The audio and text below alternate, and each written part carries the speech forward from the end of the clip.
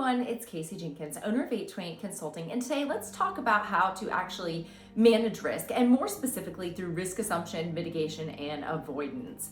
So supply chains face both known and unknown risks, but with a proactive risk management strategy, organizations can actually act quickly when either type presents itself. Now, the key is having directionally correct plans before the risk ever shows up, so you want to have those in place.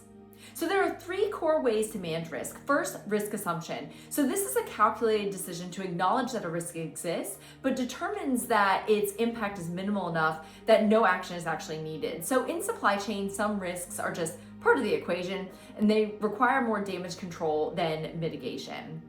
Second is risk mitigation. So this is proactively reducing the likelihood or impact of high probability, high impact risks. So a good, better, best approach usually works well there when thinking about those. Third is risk avoidance, and this is simply removing yourself from the risky situation entirely and essentially driving the probability of that risk down to zero by eliminating the source. Now, how a risk gets managed will always be determined once it's presented and assessed in real time, and it can involve more than one type of strategy.